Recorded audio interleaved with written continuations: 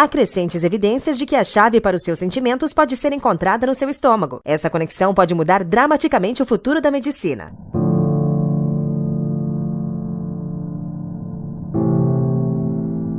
O Dr. David Agus junta-se a nós novamente de Los Angeles. David, bom dia. Maria. Isso é realmente fascinante. E de uma certa maneira não é uma surpresa quando você pensa sobre isso. Mas qual é a ligação? Bom, você tem 10 vezes mais bactérias no seu intestino do que células humanas no corpo. Essas bactérias são uma parte-chave de nós, e elas metabolizam a nossa comida e controlam muitos níveis de hormônios. E há uma conexão direta dos intestinos com o cérebro chamado de nervo vago.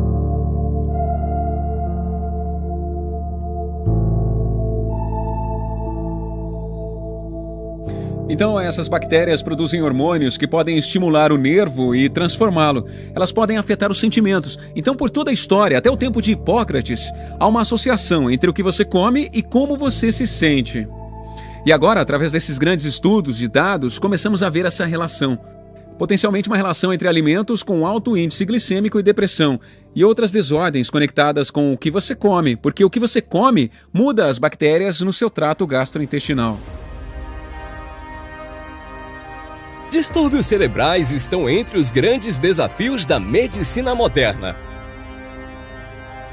Mas recentes pesquisas revelam que a solução não está no cérebro em si, mas nos intestinos. Um lar para 100 trilhões de bactérias. O microbioma humano. Essas bactérias determinam o destino do cérebro.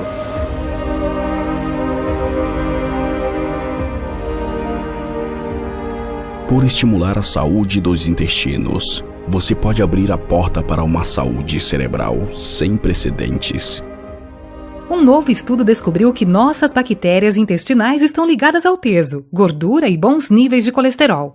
Esses são fatores importantes para manter um coração saudável. A doutora Tara Narula, cardiologista do Hospital Lenox Hill, em Nova York, se junta a nós na mesa. Então, vamos começar com o microbioma. O que é e o que ele faz? Basicamente, nós coevoluímos e desenvolvemos um incrível relacionamento simbiótico com centenas de trilhões de bactérias que vivem no nosso trato digestivo. E elas não nos ajudam apenas a digerir alimentos e nos proteger de infecções, mas afetam muitos outros sistemas. Foi mostrado que reduzem ou aumentam o risco de câncer, afetam o nosso sistema imune e a nossa saúde mental, e agora afetam potencialmente a nossa saúde cardiovascular. Então, esse estudo, em particular, pegou amostras de sangue e fezes de 893 indivíduos. Exatamente. E usaram isso para que fosse possível encontrar uma conexão entre os organismos bactericidas no intestino e o seu índice de massa muscular, colesterol bom e os triglicérides. E identificaram especificamente 34 micro-organismos que conduzem as diferenças de 4,5% no seu índice de massa corporal, 6% nos triglicérides e cerca de 4% no seu colesterol bom. E quanto mais diversas são suas bactérias,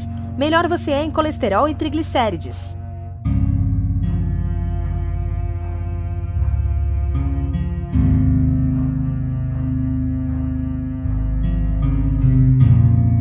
Em termos de diferentes tipos de tratamento que já fazem coisas desse tipo, como que isso agrega em termos de regular os seus intestinos e sentimentos? Agora mesmo, a maior parte dos tratamentos que temos para desordens psiquiátricas sobre como você se sente tem como alvo os hormônios no cérebro. Daqui para frente, o que provavelmente faremos é mudar a bactéria, que atingirá a causa na raiz ao invés do final do processo, que seria atingir o cérebro. Então é um momento excitante. O problema é que há 22 mil tipos diferentes de bactérias em cada um de nós. Este é um campo novo, um campo que está crescendo e subitamente sabemos que há essa conexão. E o desafio será mudá-lo para que possamos nos beneficiar dele.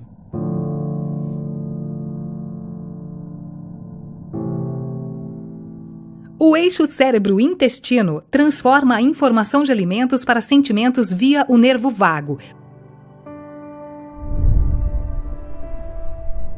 Já mastigadas, as partículas dos alimentos digeridos entram no intestino delgado, que está coberto com uma camada veludada de vilosidades. Cada vilo é revestido com uma única camada de epitélio. Essa camada é feita de um diferente tipo de células. Uma delas, a célula enteroendócrina, é diferente das outras. É o sensor do nosso intestino. Além de comunicar através de hormônios, descobrimos que as células enteroendócrinas também fazem sinapse com nervos, incluindo o nervo vago. Essas células que se comunicam com nervos, chamados de células neuropode. Elas sentem e reagem ao seu ambiente. Elas sentem estímulos mecânicos, térmicos e químicos, tais como nutrientes ou subprodutos bacterianos no lúmen intestinal. Dentro das células neuropode, sinais de estímulos são convertidos em pulsos elétricos minúsculos. Esses sinais propagam via sinapse para o neurônio eferente do nervo vago. Neurônios do nervo vago transportam a informação sensorial para o tronco cerebral, conectando os sinais gerados dentro do intestino delgado para o cérebro. A conexão de células neuropode com o nervo vago serve como um condutor para que os alimentos no intestino influenciem as funções cerebrais em segundos. Esta conexão também é uma porta em potencial para patógenos do intestino acessarem o cérebro. Este novo conhecimento é a fundação para criar terapias que tratem desordens relacionadas com a comunicação alterada do intestino-cérebro. O novo relatório publicado nesta manhã diz que alguns populares sucos de frutas podem apresentar contaminação de metais pesados. Consumer Reports testou 45 sucos de frutas para metais pesados como chumbo, arsênico e cádmio e encontrou níveis mensuráveis em todos os produtos. Alerta do consumidor agora para um relatório que está causando preocupação sobre a segurança dos alimentos nos Estados Unidos. O grupo de pesquisas de interesse público afirma que recalques de carne e aves contaminados aumentaram 83% nos últimos 6 anos. 1 em cada 6 americanos adoecem todos os anos por comerem alimentos contaminados, com ao menos 3 mil mortes anualmente. Recalque de alimentos parece ser uma grande parte das nossas vidas diárias, o que nos faz perguntar o que está causando este recalque de alimentos e quais cuidados o consumidor deve ter ao comprar alimentos. Esses recalques de alimentos aumentaram 10% desde 2013. Especialmente no que concerne às aves e carnes. De acordo com um novo relatório do Grupo de Interesses Públicos dos Estados Unidos, o grupo diz que mais precisa ser feito para proteger os americanos de alimentos contaminados. E coli e salmonela são as infecções mais comuns.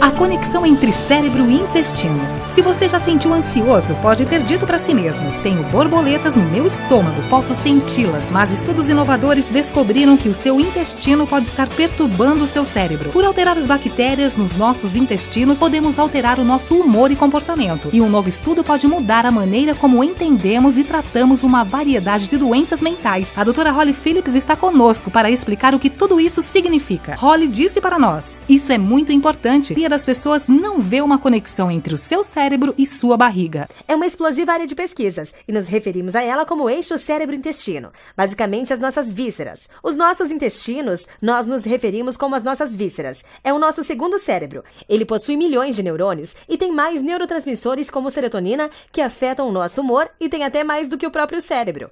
Então, você sabe a maneira como isso funciona se já se sentiu alguma vez emocionalmente chateado. Você o sente na sua barriga, quer que sejam borboletas ou náuseas ou dores no estômago. E as pesquisas estão agora apontando para o fato de que é uma via de mão dupla e que se seu sistema digestivo está irritado por alguma razão, você pode sentir isso no seu cérebro. E pode se manifestar como uma dor emocional ou doença mental ou ansiedade e depressão.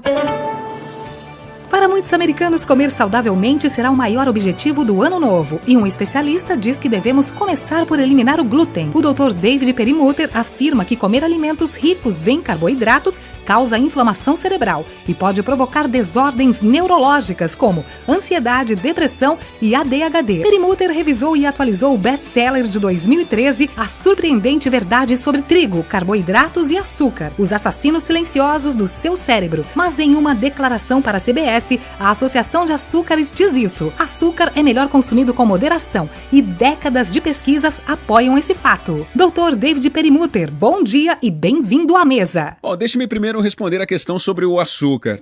Devemos crer definitivamente na indústria do açúcar, como deveríamos ter crido na indústria do tabaco, quando eles nos disseram que fumar cigarros era bom para a nossa saúde. Mas ter algum grão, desde que seja gluten-free, não é o fim do mundo. São os carboidratos totais que estamos interessados. É interessante que o último segmento foi sobre como junk food afeta o seu sono. E isso afeta diretamente a função cerebral no dia seguinte e a longo termo. E acho importante entender que as escolhas que fazemos hoje, enquanto somos jovens, terão efeito no cérebro à medida que envelhecemos. E quando isso acontece, é muito pouco que possamos fazer. Então, a prevenção é o mantra do dia. Você ouve falar sobre sobreviventes do câncer, mas nunca sobre sobreviventes do Alzheimer. Exato. É incrível como o Jornal da Associação Médica Americana, no mês passado, publicou um artigo dos assim chamados medicamentos para Alzheimer e indicou que não só eles não funcionam, como na verdade estão associados com um declínio cognitivo mais rápido. Então temos que realmente enfatizar a prevenção e temos este entendimento agora. Você está sugerindo que o trigo causa Alzheimer? Eu estou sugerindo que o açúcar e carboidratos altos estão com certeza relacionados com o Alzheimer. Uma doença evitável e baseada grandemente sobre o que você come. Tem tudo a ver com os carboidratos e em grau menor com a sensibilidade ao glúten. Mas os grandes jogadores aqui são o açúcar e os carboidratos, que se infiltraram na dieta do mundo moderno e estão absolutamente nos tirando dos trilhos em termos de saúde.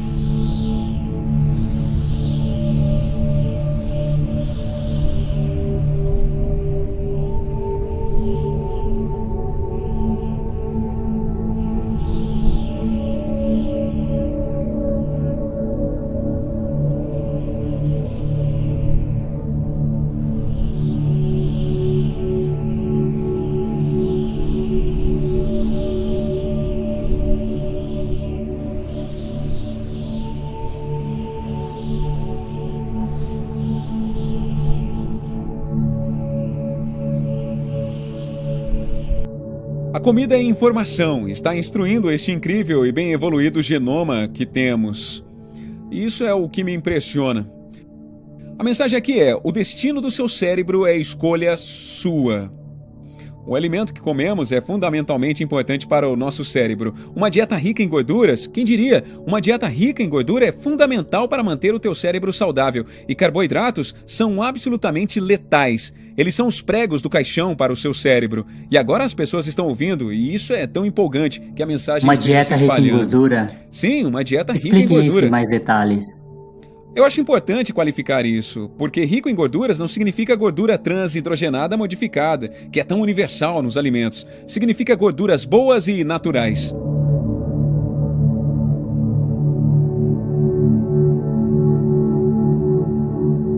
O seu cérebro é 60% a 70% de gordura e é construído da gordura que você consome.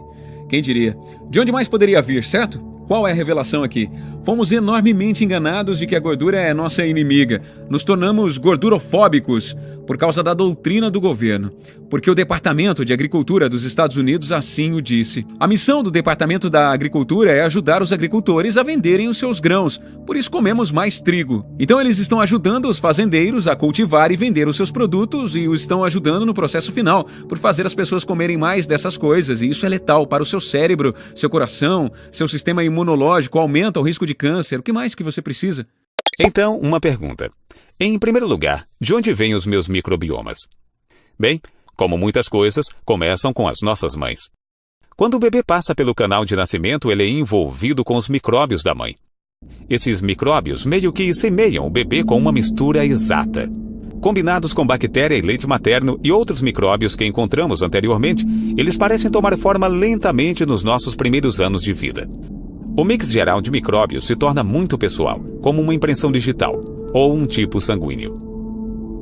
E nossos micróbios se assemelham aos dos nossos pais e parentes e permanecem conosco a vida inteira.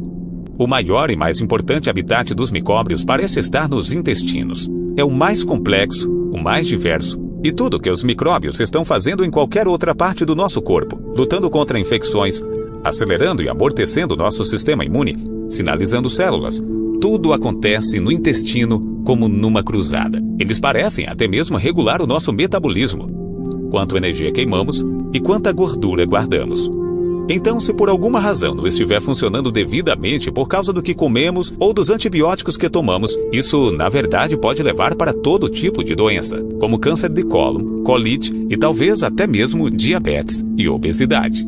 Alguns cientistas acham que uma razão para que muitas doenças estão aumentando seja porque perdemos importantes micróbios do intestino. Os nossos microbiomas se parecem muito menos diversos comparados com de pessoas vivendo em países menos desenvolvidos e em gerações anteriores. E lembram-se como obtemos os nossos microbiomas em primeiro lugar? Das nossas mães quando nascemos e do leite materno. Bem, alguns cientistas pensam que muitos bebês não estão recebendo isso por causa de todas as cesarianas e insuficiente amamentação, além de todos os antibióticos que as crianças recebem nesses dias e nossa obsessão por limpeza.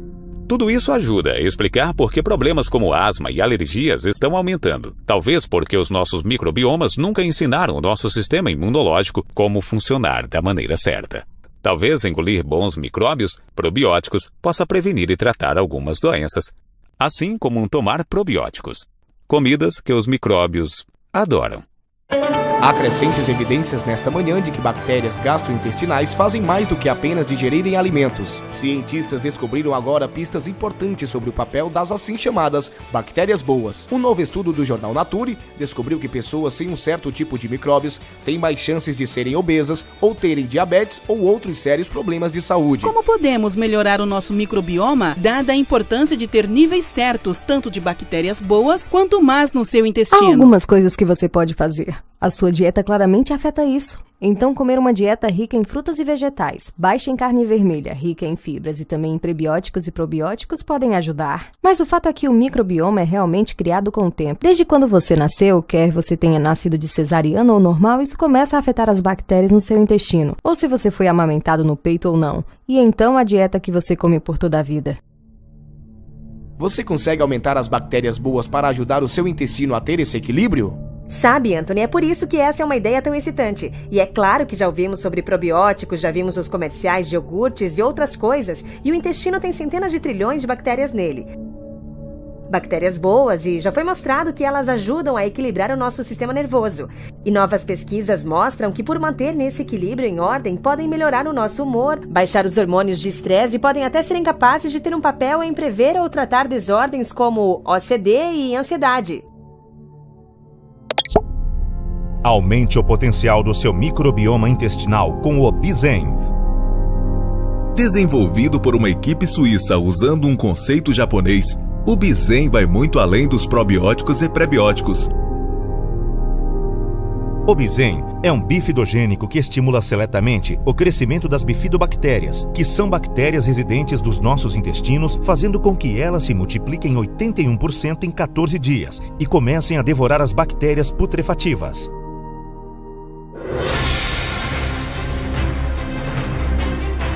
Sem glúten, sem lactose, sem gorduras trans, sem transgênicos. Aumentando as bactérias bifidogênicas e fortalecendo esse exército do bem, a sua microbiota ficará livre dos agentes malignos que tanto prejudicam nossa saúde. Adquira através do link na descrição.